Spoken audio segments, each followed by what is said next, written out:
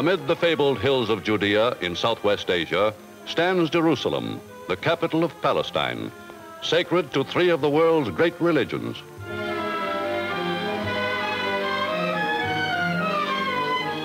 To Mohammedans, who ruled Palestine for nearly 13 centuries and still regard it as their own, Jerusalem is almost as sacred as Mecca.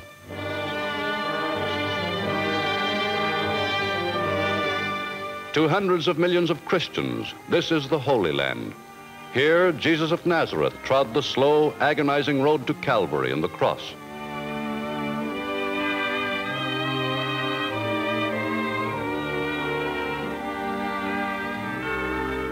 Here, a great Christian shrine has been erected on the spot believed to be where Jesus began the life he was to sacrifice for all mankind.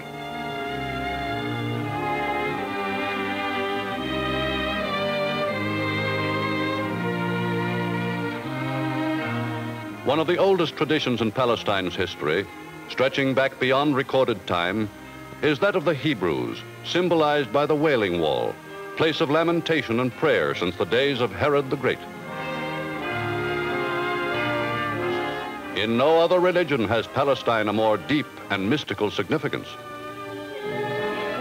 Throughout all the sorrowful centuries since the Hebrews were scattered over the face of the earth, their religious rituals have kept ever before them the memory of Palestine as the land promised them by Moses.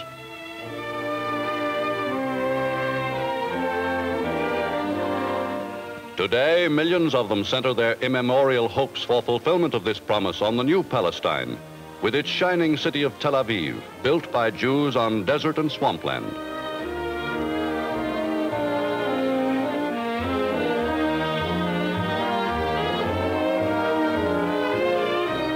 Here, world Jewry sees rising at last, a homeland in which the tribes of Israel, wanderers for over 3,000 years, may come together once again as a nation.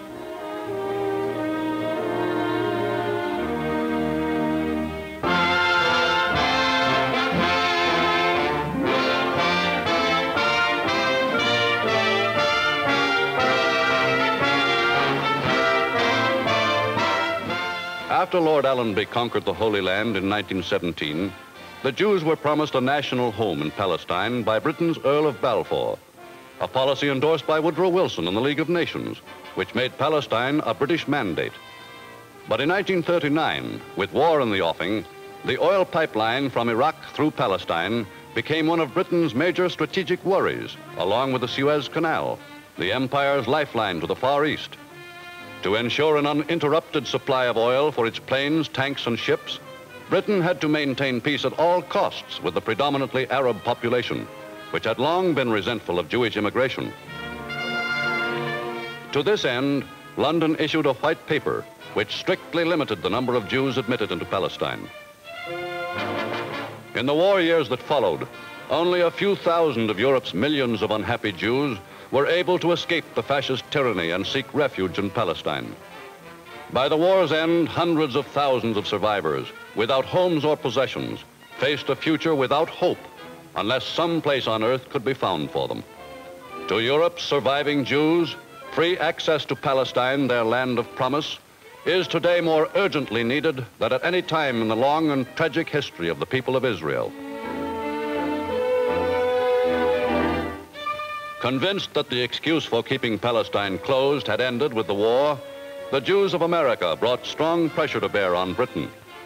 This conference urges the British government to abrogate the policy set out in the White Paper of 1939 and to open Palestine to unrestricted Jewish immigration and resettlement.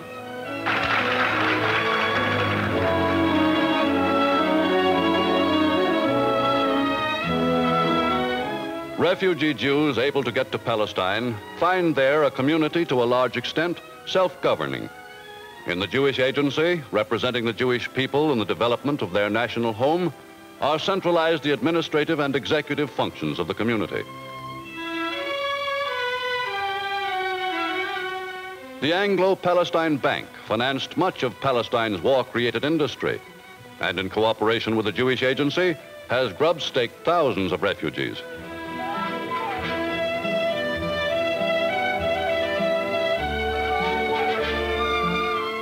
Palestine's prosperity is reflected in Tel Aviv's own stock exchange, where any fluctuations in national stocks and bonds are watched with an eagle eye by the local brokers.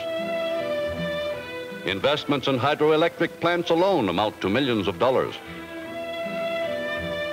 The waters of the River Jordan supply the main source of power for scores of Palestine's industrial establishments, which produce millions of dollars worth of goods a year, much of it available for export. Many industries have benefited by the skill of trained craftsmen who escaped from Europe.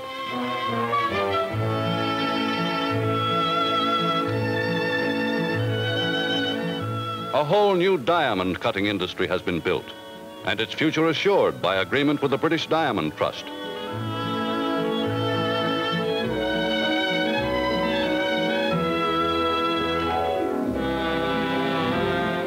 In recent years, a modest start in shipbuilding has been made in the harbor at Tel Aviv, and the facilities which in war were devoted to the construction of minesweepers are now being used to turn out boats for Palestine's fast-growing fishing fleet.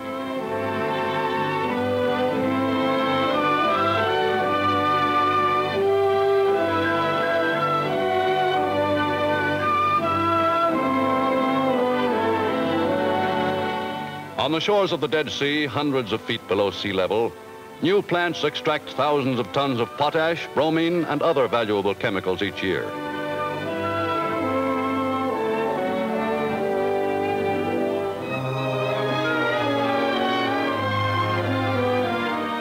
To improve industrial processes and develop new products, constant research is carried on by world-famous scientists like Dr. Chaim Weizmann and his sister Anna.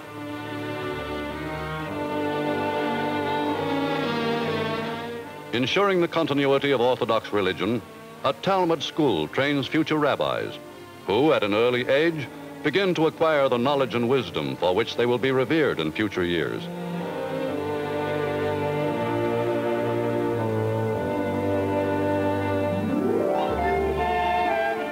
Traditionally an intellectual people, the Jews have established Hebrew University, on whose faculty are some of Europe's most famous scholars, and which is today the center of Palestine's cultural renaissance. No less important than education is the physical well-being of Palestine's children. In the last 25 years, the health of the people of Palestine has been immeasurably improved, due chiefly to the work of Jewish hospitals and laboratories. Hadassah Hospital, supported by contributions from the United States, trains scores of nurses who will go out to the pioneer settlements to aid in the development of their country.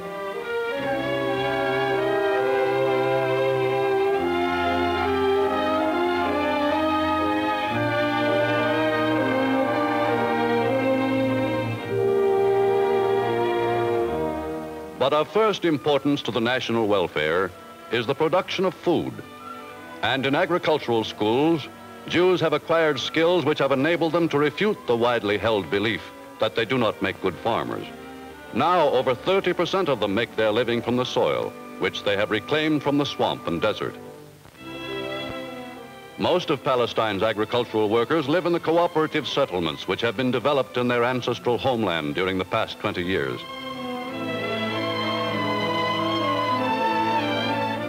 In these settlements, where work begins before sunrise, every detail of daily life is based on the principle of cooperation. All work in these communities is divided and assigned by an elected committee, whose members must take into account the age and strength of the colonists before assigning them their daily chores.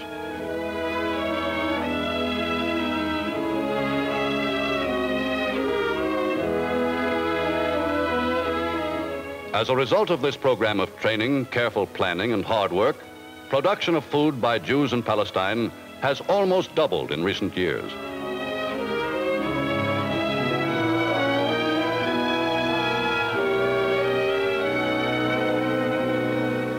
But there are also settlements wherein those who prefer to farm their own land, some 22% of the agricultural population, can live and flourish.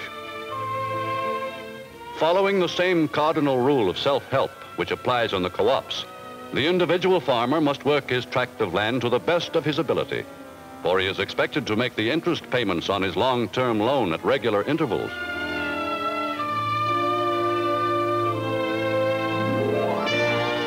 constantly the immigrants carry on their fight to increase the yield of the land. Always the first and most pressing need has been water, which must be dammed up during the rainy season for use in irrigating farmland during the long months of drought. Through a complex irrigation system built at a cost of many millions of dollars, water flows throughout 100,000 acres of once arid land.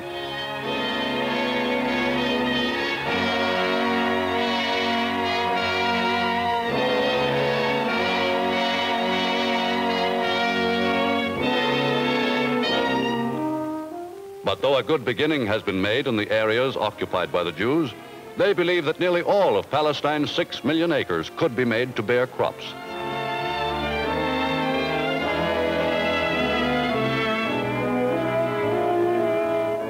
The search for water goes on in isolated desert camps.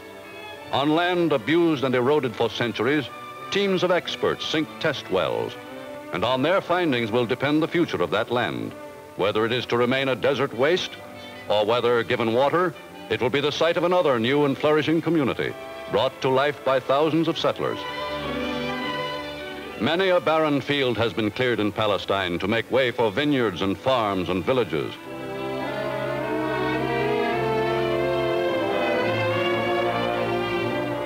Many plans have been carried out to enlarge the reclaimed land areas so that they can support thousands of new settlers.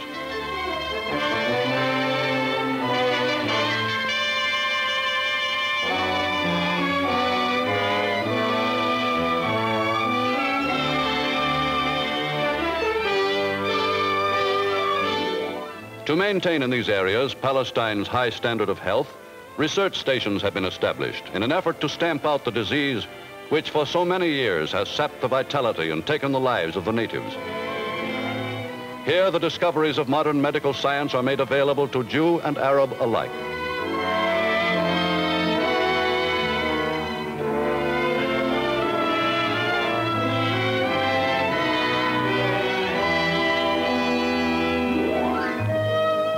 Though Palestine is still predominantly Arab, the Jewish population increased greatly from the early 20s until 1940.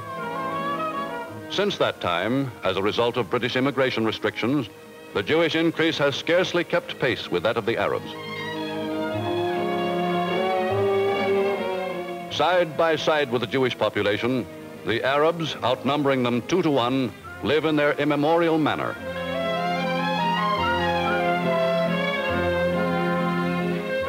Though noted for their independence and readiness to fight, the Arabs have in recent years been coming into Palestine in increasing numbers as workers.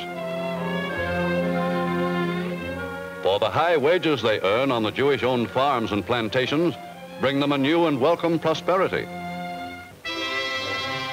And not only has the working class Arab profited by the presence of the Jews in Palestine, but to many an Arab property owner, wealth and pleasant living have come from the sale of his land to the immigrants.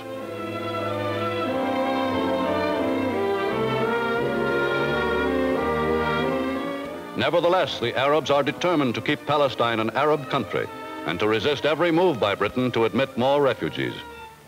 And their threats are backed up by the League of Arab States and by armed and trained men, ready to shatter the peace of the Near East by a religious war.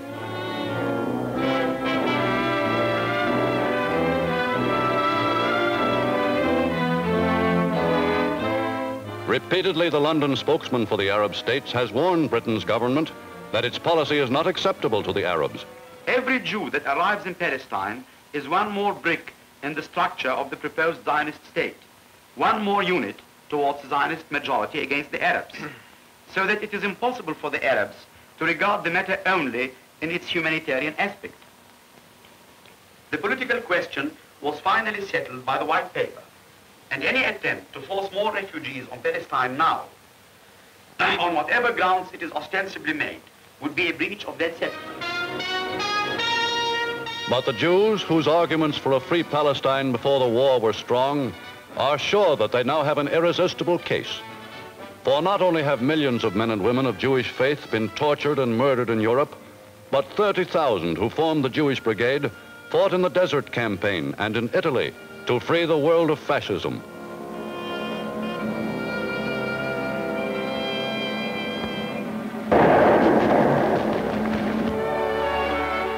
Today, the quota under which refugees from Europe can enter Palestine is the concern of Jews the world over. And they fervently hope that in the future, all Jews who wish to will be permitted to enter Palestine, far from the scenes of their torture and degradation, to pursue happiness in their ancient homeland as free men and women.